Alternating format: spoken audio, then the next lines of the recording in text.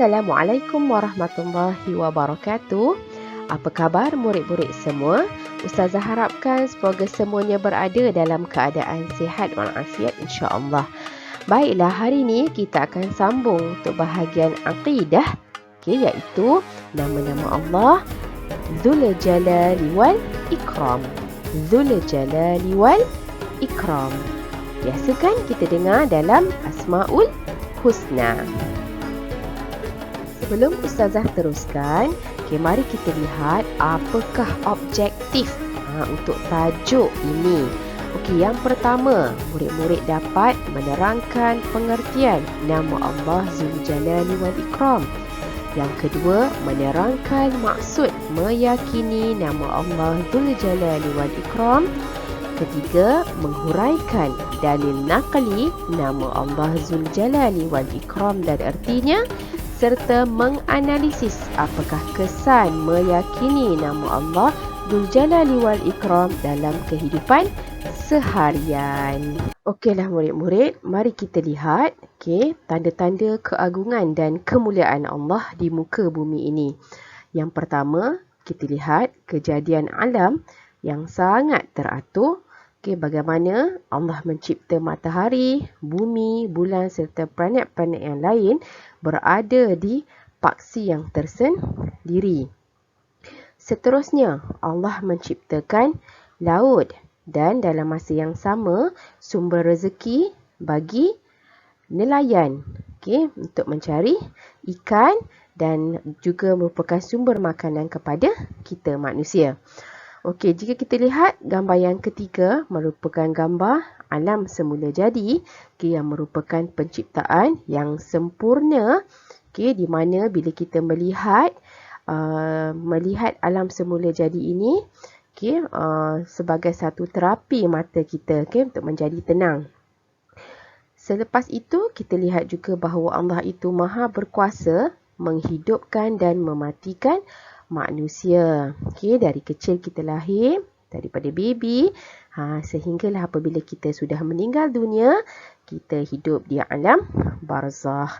Dan seterusnya Allah juga memberi bencana dan bala, seperti gambar di sini, kehendaknya yang tiada batasan. Jadi ini adalah merupakan tanda-tanda keagungan dan kemuliaan Allah.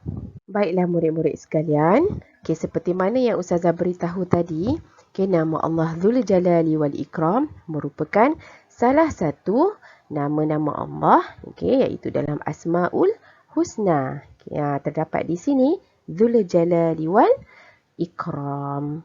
Kita pergi kepada isi yang pertama, iaitu pengertian Zul Jalaali Wal Ikram. Apakah maksud Zul Jalaali Wal Ikram? Allah memiliki keagungan dan kemuliaan yang maha luas dan meliputi sekalian makhluknya. Keagungan dan kemuliaan Allah itu tiada bandingan. Kita boleh tengok kepada bagaimana ciptaan Allah. Allah mencipta bunga-bunga yang harum dan berwarna-warni, yang mana ia boleh menarik perhatian rama-rama dan lebah. Begitu juga bagaimana proses tumbuhan hijau menjalankan proses fotosintesis dan kaitan juga di antara proses oksigen dan karbon dioksida, yang mana manusia dan tumbuh-tumbuhan sangat memerlukan untuk hidup. Hukum beriman ialah kita wajib beriman bahawa Allah memiliki nama Zul Jalaali Wal Ikram dengan meyakini dan mengakui keagungan serta kemuliaan Allah yang maha sempurna dan kekal. Dalil naqli. Dalil naqli merupakan salah satu sumber, sumber rujukan kita yang mana mengatakan Allah itu Zul Jalaali Wal Ikram, iaitu daripada ayat Al-Quran surah Ar-Rahman ayat 26 dan 27. Bismillahirrahmanirrahim. Kullu man 'alaiha fan wa yabqa wajhu rabbika Zul Jalaali Wal Ikram.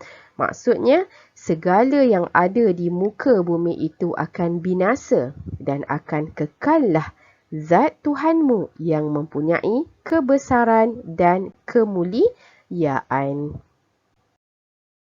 Kesan meyakini nama Allah Zul Jalaali Wal Ikram. Bila kita yakin Allah itu Zul Jalaali Wal Ikram, secara tidak langsung kita akan mentaati perintah Allah, mensyukuri nikmat Allah, dikasihi dan dirahmati Allah, serta menjauhi larangan Allah. Berikut merupakan aktiviti dalam kumpulan yang telah dilaksanakan bersama dengan anak murid saya menggunakan Jamboard. Saya telah membahagikan beberapa kumpulan. Berikut merupakan kumpulan 1. Mereka mencari gambar dengan simbol ada di situ, fungsi image. Yang pertama, mereka mencari gambar yang berkait dengan kejadian alam semesta. Berikut merupakan buktinya kekuasaan dan keagungan Allah. Dalam kumpulan 2, mereka mencari gambar berkait dengan sumber rezeki dari tumbuh-tumbuhan atau haiwan. Bagaimana susu dari lembu, buah-buahan, daging daripada haiwan. Kumpulan yang ketiga, berkait dengan proses kejadian manusia, hidup dan mati. Bagaimana sistem organ manusia, pengakhiran kita nanti, dan begitu juga dengan hubungan sosial sesama manusia. Dan kumpulan yang keempat, mencari gambar berkaitan tentang alam sekitar kejadian Allah. Sampai di sini sahaja untuk tajuk kita. Berjumpa lagi untuk topik seterusnya. Sekian. Assalamualaikum warahmatullahi wabarakatuh.